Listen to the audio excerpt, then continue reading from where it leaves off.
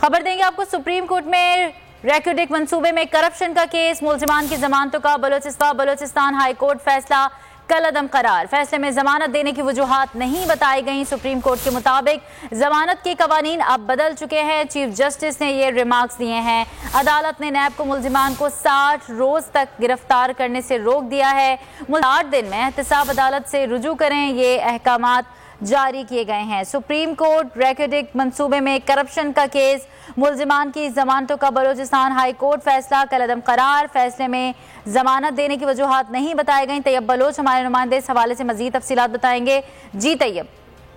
जी, supreme court में रैकेटिक मंसूबे में करप्शन के केस से मुतल्लिक केस समाअत हुई और चीफ जस्टिस की सर्वे में 3 रुकनी बेंच ने की। दौरान समाअत सुप्रीम कोर्ट ने नैब के मुलजिमान को 60 दिन तक गिरफ्तार करने से रोक दिया।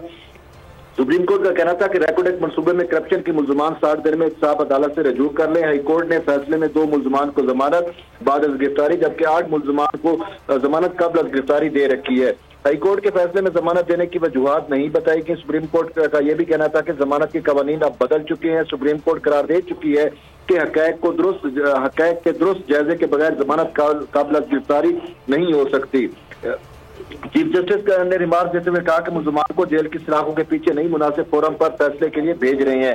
नैब कवानीन में तरमीम के बाद जमानत का इख्तियार अब एहतसाब अदालत के पास है। चीफ जस्टिस की सर्वे में 3 रुकनी बेंच ने इस केस की समाअत की। बहुत शुक्रिया अपडेट करने के लिए तैयब बलोच। मंजिल, रास्ता, जज्बा, भयानक सच्चाई से हटाए पर्दे और तोड़ डाली झूठ की बेड़ियां। सलाखों से डरना कैसा जब चट्टानों ने पाला हो। इमरान खान बोल के साथ जुम्मे से इतवार रात 10 बजे सिर्फ बोल न्यूज पर। सबसे ज्यादा व्यूज, सबसे ज्यादा रील्स और सबसे ज्यादा रेटिंग के साथ बोल अब भी नंबर 1 पोजीशन पर बरकरार। अगर आपको ये वीडियो पसंद आए तो लाइक पर क्लिक कीजिए, सब्सक्राइब करें और बेल दबाएं ताकि कोई खबर रह न जाए।